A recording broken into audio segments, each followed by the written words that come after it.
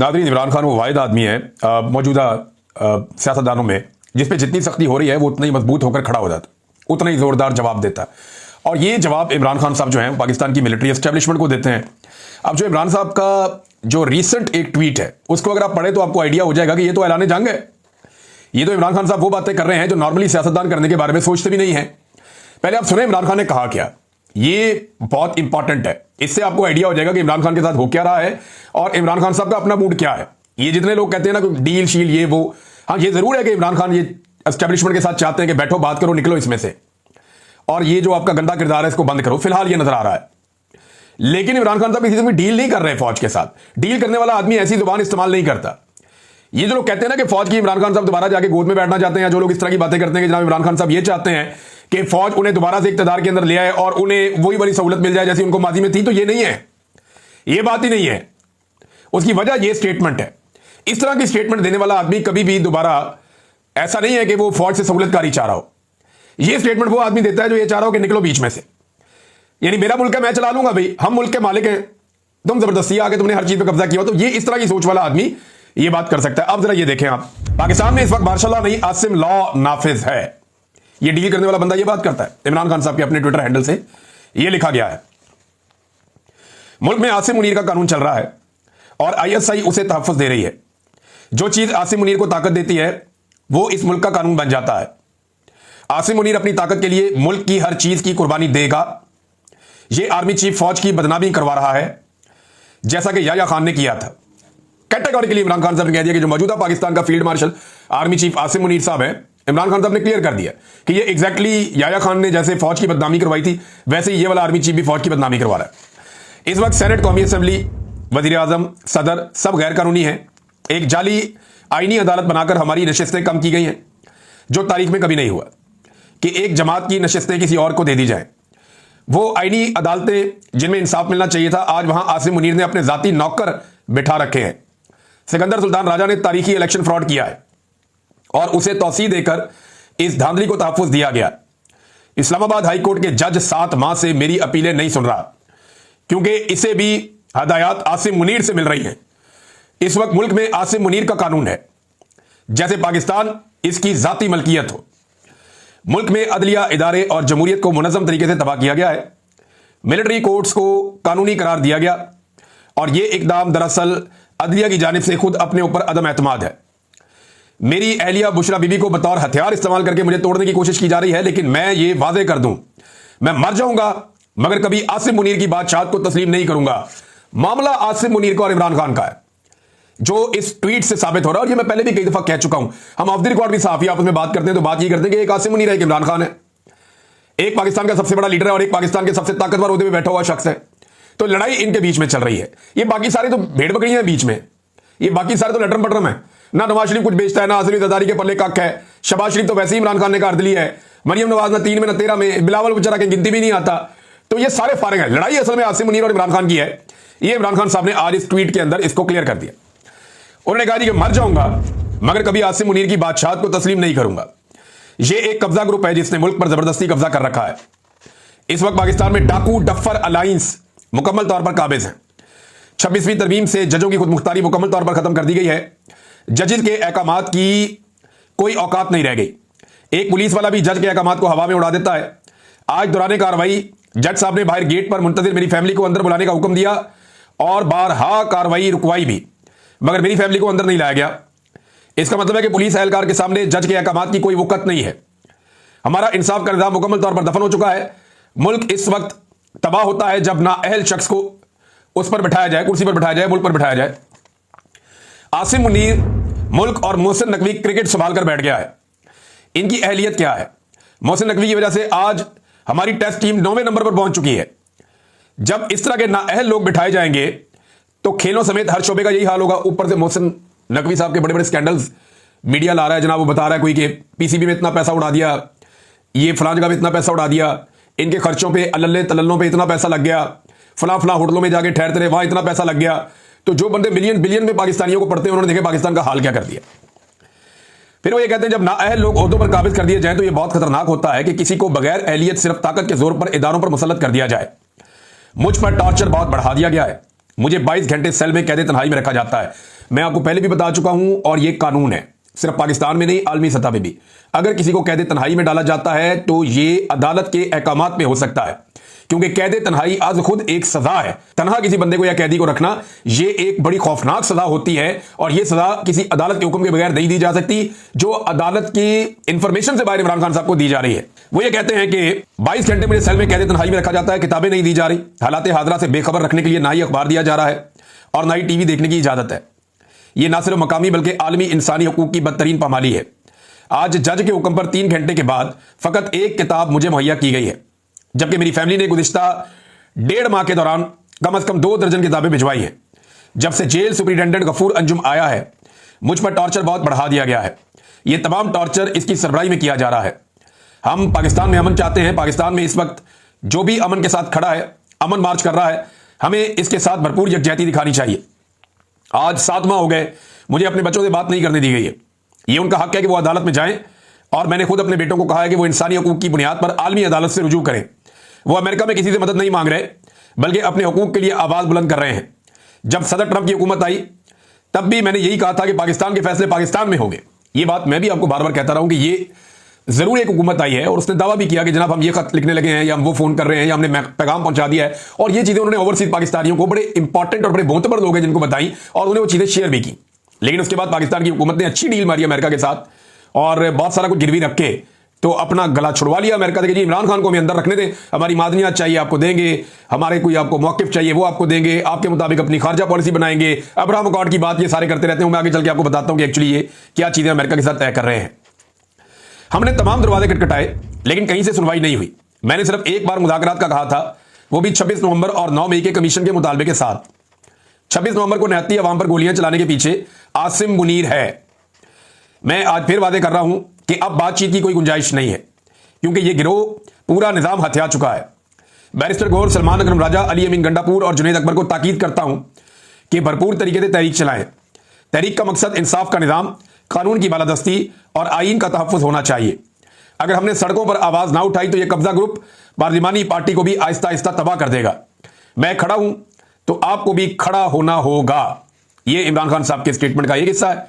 जरा दूसरा हिस्सा भी सुन लीजिए, जो आखिरी पैराग्राफ उन्होंने अपने ट्विटर अकाउंट से इमरान खान साहब के वहां शाया किया गया। हमारी जद्दोजहद हमारा हक है, क्योंकि पाकिस्तान की 80% अवाम मेरे साथ है। मैं जानता हूं कि धांधली का 90% अमल पोलिंग के बाद से लेकर नताइज के दरमियान हुआ है। मैंने 2 साल इलेक्ट्रॉनिक वोटिंग मशीन के लिए कोशिश की है। अगर 8 फरवरी को इलेक्ट्रॉनिक वोटिंग मशीन होती तो गेम वहीं खत्म हो जाती। आज भी कहता हूं, अगर इंतखाबात में शफाफियत चाहिए तो इलेक्ट्रॉनिक वोटिंग मशीन का निजाम लाया जाए, धांधली हमेशा के लिए खत्म हो जाएगी। इमरान खान साहब ने अडियाला जेल में जब सुनवाई हो रही थी केस की, तो तब यह बातचीत की है। यहां से आपको अंदाजा हो जाना चाहिए कि वो आदमी कितनी मजबूती से काम खड़ा है। देखिए, एक बात आप सबको माननी पड़ेगी कि अगर अवामी दबाव इमरान खान साहब कायम करने में नाकाम रहे ना, तो ये वाली मिलिट्री एस्टेब्लिशमेंट जिसमें आसिम मुनीर साहब सरबराही कर रहे हैं, ये इमरान खान साहब को 1000 साल तक बाहर नहीं आने देंगे। जितने इन्होंने इमरान खान साहब पे मुकदमे कर छोड़े हैं, वो 200-300 मुकदमे हैं। ये एक मुकदमे में 1-1 साल, 2-3 साल भी सजा देंगे ना, तो इमरान खान साहब को 1000 साल अंदर रख सकते हैं, या 1000 साल की सजाएं ये करवा सकते हैं। जितने भी मुकदमे इमरान खान साहब के ऊपर किए गए हैं।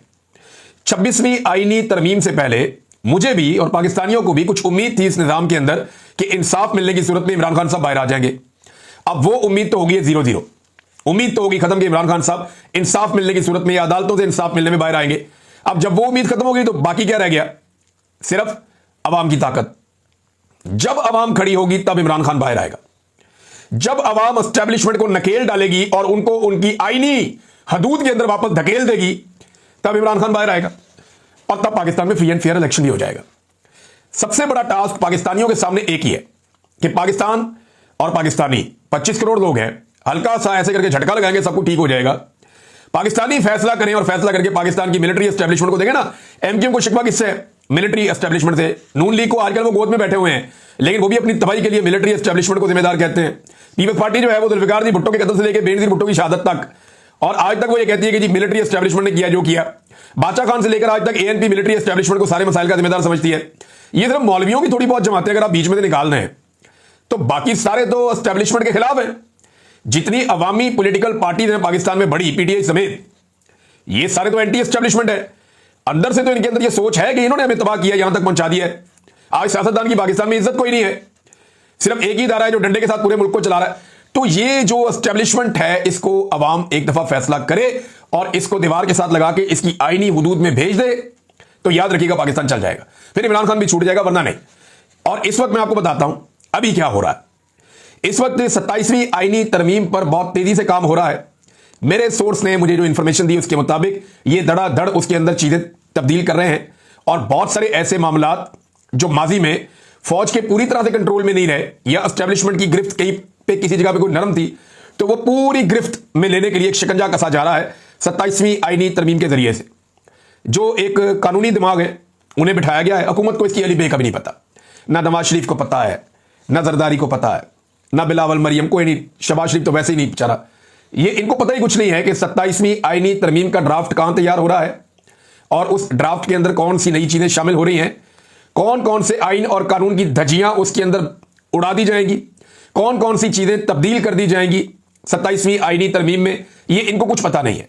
इन्हें लाकर ड्राफ्ट दिया जाएगा और देखा जाएगा जनाब ये ड्राफ्ट है, इसको आप 27वीं आईनी तरमीम में ये कर दें, पास करवा दें। तो 27वीं आईनी तरमीम के बाद जो है वो मार्शल लॉ प्लस हो जाएगा इस मुल्क में। बल्कि इमरान खान साहब तो कहते हैं कि ये फील्ड मार्शल से इसको मंसूब करते हैं कि ये आसिम लॉ है पाकिस्तान में, ये कोई मार्शल लॉ भी नहीं है, ये उससे भी आगे मार्शल लॉ प्लस की कोई चीज है। अब नाज़रीन, मईशत पर कुछ झूठ बोले गए हैं पाकिस्तान में, इसको जरा आज क्लियर कर देते हैं। मैं ये चीज आपके सामने रखने लगा हूं और ये आदाद शुमार जो है ये सरकारी है, लेकिन जो चीजें अब मैं आपको बताऊंगा, जो लोग कहते हैं ना पाकिस्तान ना दिवालिया हुआ ना होने जा रहा है, तो देखिए पाकिस्तान जो है वो इसके दिवालिया होने की खबरें आई 2023 में, 2022 में सच नहीं थी।